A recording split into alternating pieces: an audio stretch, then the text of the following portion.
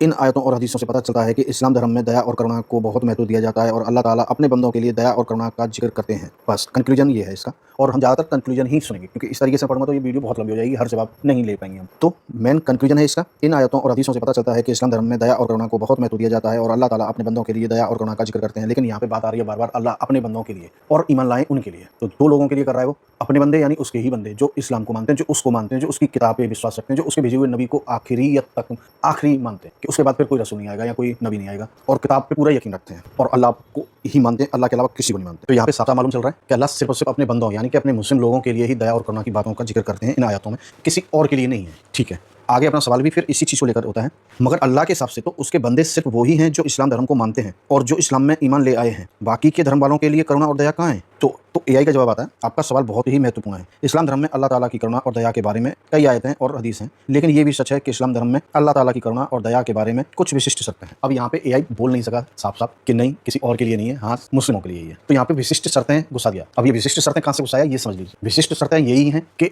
आप इस्लाम धर्म को अपना लो, आप मुस्लिम बन जाओ, तो ये दया और करुणा आपके ऊपर भी लागू हो जाएगी। आप दूसरे धर्म में हो और फिर इस्लाम से चाह रहे हो कि अल्लाह आपके ऊपर कोई रहम करे, तो मुमकिन नहीं है। तो ये विशिष्ट शर्तें एआई उसी चीज के लिए लगा रहा है। ठीक है, बाकी बहुत लंबा जवाब होता है इसका, लेकिन हम सिर्फ और सिर्फ कंक्लूजन को ही सुनेंगे। तो कंक्लूजन है, इन आयतों से पता चलता है कि अल्लाह ताला की करुणा और दया सभी लोगों के लिए है, लेकिन ये भी सच है कि अल्लाह ताला की करुणा और दया के बारे में कुछ विशिष्ट शर्तें हैं। ठीक है जी, चलिए अब अगला सवाल अपना होता है, जैसा कि आपने बताया अल्लाह की करुणा और दया पाने के लिए कुछ विशिष्ट शर्तें हैं, और शर्त यह है कि अल्लाह को ही मानो और इस्लाम धर्म अपना लो। तो एआई का फिर से वही लंबा चौड़ा जवाब आ गया। इसके कंक्लूजन को पढ़ते हैं सीधा सीधा। इन आयतों से पता चलता है कि इस्लाम धर्म में अल्लाह ताला की करुणा और दया पाने के लिए कुछ विशिष्ट शर्तें हैं, और ये शर्त है कि अल्लाह को ही मानो और इस्लाम धर्म अपना लो। उसने इस चीज को एक्सेप्ट कर लिया। ठीक है जी, अब अगला सवाल अपना, क्या ये बात सच है कि अगर कोई दूसरे धर्म को मानता है और इस्लाम को नहीं मानता है तो क्या इस्लाम धर्म या अल्लाह उन्हें मारने की इजाजत देता है? तो यहाँ पे एआई का जवाब आता है। आपका सवाल बहुत ही गंभीर और जटिल है। हाँ जटिल तो है, क्योंकि एआई भी जटिलता में फंस रहा है इसमें। सोचो, कंक्लूजन पे आते हैं अपन लोग। कंक्लूजन है इसका, इन आयतों और हदीसों से पता चलता है कि इस्लाम धर्म में कत्ल की इजाजत के बारे में कुछ विशिष्ट शर्तें हैं, और ये भी सच है कि इस्लाम धर्म में अमन और सलाह की बात करती है। भाई मैंने अमन सलाह की तो बात की नहीं अभी तुमसे, लेकिन ये कवर लेट आप समझना इस बात को, मेटा साथ की साथ, क्योंकि इसमें बोल दिया कि इजाजत की बात करती है, लेकिन उसमें विशिष्ट शर्तें, और विशिष्ट शर्तें क्या है वो मैं क्लियर करवा चुका हूँ एआई से ही कि हाँ अपना इस्लाम धर्म अपना लो और अल्लाह को ही मानो। तो विशिष्ट शर्तें वही हैं, और उन शर्तों के हिसाब से अगर वो तुम नहीं मान रहे हो उन शर्तों को तो फिर इजाजत है कत्ल करने की।